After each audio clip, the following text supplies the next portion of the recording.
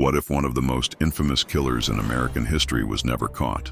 What if his taunting letters, strange codes, and chilling threats were only part of a larger plan that has remained hidden for over 50 years?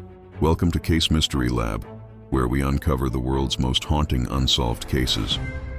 In the late 1960s, California was stalked by a shadowy figure who called himself the Zodiac. He wasn't just a killer, he was a showman of terror. From the moment his crimes began, he taunted police and newspapers with chilling letters and mysterious ciphers. He boasted of dozens of victims, and more than half a century later, his true identity remains one of America's greatest unsolved mysteries. The Zodiac first emerged in Northern California during the turbulent years of the late 1960s. The Vietnam War was raging, counterculture was booming, and communities were on edge. Against this backdrop of social upheaval, the killer struck.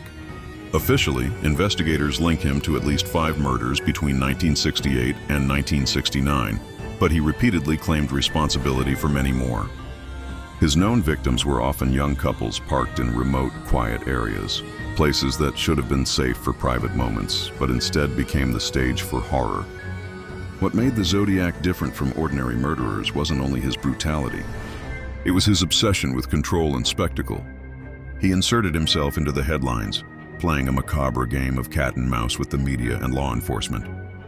His letters dripped with arrogance, mocking the police, demanding they print his ciphers, and threatening even more violence if his demands weren't met.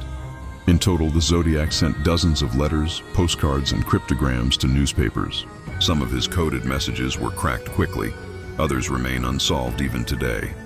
In one particularly chilling note, he wrote, "I like killing people because it is so much fun. A stark glimpse into a mind that found pleasure in terror." He signed his letters with a distinctive crosshair-like symbol, which became his grim trademark. He also made threatening phone calls to police and local media outlets, always staying just far enough ahead to avoid capture. Over the years, detectives investigated thousands of leads. The most famous suspect, Arthur Lee Allen, matched many of the clues: his handwriting, his habits, even his proximity to some crime scenes.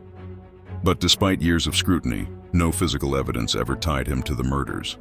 Modern DNA testing of envelopes and stamps has offered new hope, but so far, no one has been definitively identified as the Zodiac. Some believe he may have died long ago. Others think he simply vanished back into ordinary life, hidden in plain sight. The Zodiac case has inspired countless theories, books, documentaries, and even movies. Armchair detectives pore over the ciphers, amateur sleuths trade tips online, and each new breakthrough in forensic science brings a flicker of hope that the truth will finally emerge. Yet the mystery persists. More than 50 years later, the question still lingers like a dark cloud. Who was the Zodiac Killer? Was he a calculating criminal mastermind who outsmarted the police, or just a vicious murderer who got lucky and slipped through the cracks of an overburdened system? The fascination endures because the story is unfinished. Until the final piece of the puzzle is revealed, the Zodiac remains a haunting symbol of fear, mystery, and unsolved crime. This was today's case from Case Mystery Lab.